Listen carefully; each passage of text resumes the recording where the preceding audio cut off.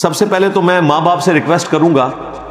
اس بچی کے ماں باپ بھی مذہبی نیچر کے تھے اور انہوں نے اسے گھر سے نکال دیا تھا۔ اگر یہاں تک بھی نوبت آئے ماں باپ کو اولاد سے اس طرح کا قطع تعلقی کا معاملہ نہیں کرنا چاہیے۔ کئی لوگوں کی اولاد کافر بھی ہو جاتی ہے، اور شوبز میں کام کرنا یہ چھوٹا گناہ ہے، نماز نہ پڑھنا بڑا گناہ ہے، وہ تو کفر اسلام کا فرق ہے۔ آج تک کبھی انہی دیندار لوگوں نے اپنے بچوں کو نماز نہ پڑھنے کے اوپر گھر سے نہیں نکالا،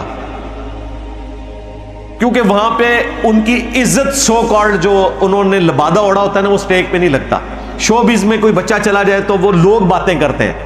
یا رفع الیدین شروع کر دے تب بھی لوگ باتیں کرتے ہیں، اور ابے سارے بزدل ہوتے ہیں، لوگوں کا مقابلہ نہیں کر سکتے۔ یار حضرت نوح علیہ السلام کا بیٹا کافر نکل سکتا ہے، تو بقول آپ کے اگر آپ کی اولاد خراب ہو گئی ہے تو اس میں کون سے بڑے عیب والی بات ہے؟ لا تزر وازرۃ وزر اخرى، کوئی بوجھ اٹھانے والی جان دوسرے کا بوجھ نہیں اٹھائے۔ تو میں ماں باپ سے کہوں گا، اگر آپ کو اختلاف رائے ہے چاہے عقیدے میں یا اعمال میں، قطع تعلقی کا معاملہ نہ کریں، اور وائس ورثہ اولاد بھی اپنے ماں باپ کے غلط رویے کی وجہ سے ان کے ساتھ بھی قطع رحمی کا معاملہ نہ کریں۔ جس طرح وہ عائشہ خان جو اداکارہ تھیں، ان کی اولاد نے دولت تو لے لی اپنی ماں کی، لیکن ان کے ساتھ وہ اس نے سلوک نہیں کیا جو ان کو کرنا چاہیے تھا۔ اسی طریقے سے جتنے ٹک ٹاکرز ہیں، شوبیز کے لوگ ہیں، ان کے بھائی، ان کے ماں باپ ان کی کمائیاں کھاتے رہتے ہیں، بعد میں کسی کی غیرت جاگتی ہے وہ قندیل بلوچ کو قتل کر دیتا ہے۔ کتنا ظلم ہے یار، پہلے کمائیاں کھاتے ہو، بعد میں تمہاری غیرت جاگ جاتی ہے، اور غیرت کے نام کے اوپر قتل تو اسلام میں ہے ہی نہیں ہے۔ اور غیرت ان کی جاگتی ہے جنہوں نے کبھی مسجد کا منہ نہیں دیکھا ہوتا،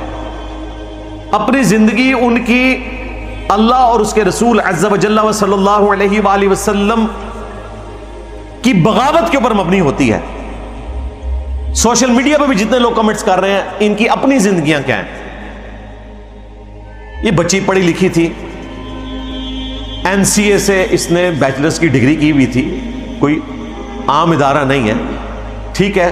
اس نے ایک اپنا پروفیشن اڈاپٹ کیا، ہمیں اس سے اختلاف ہے، وہ اپنی جگہ، لیکن اس کی بنیاد کے اوپر قطع تعلقی کا معاملہ کرنا،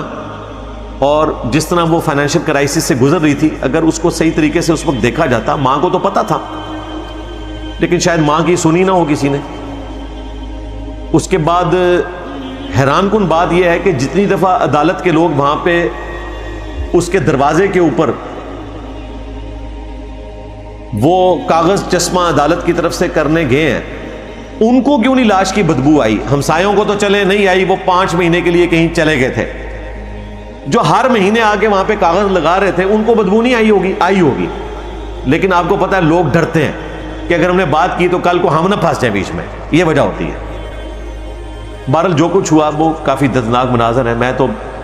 مطلب ایک دفعہ مجھے ویڈیو یا تصویر دکھائی ہے، یقین کریں دل پسیج گیا، اور یہ بھی ایک حقیقت ہے کہ اس کے ساتھ کے سب لوگ کہتے ہیں کہ وہ مزاج کی سخت تھی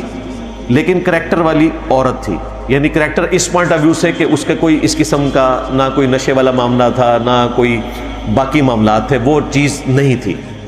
اور ویسے بھی جو لاش جس حالت میں نظر آئی ہے، مجھے تو لگتا ہے شاید ہارٹ فیلئر والا معاملہ ہوا ہے، کیونکہ وہ اوندے منہ پڑی ہوئی ہے،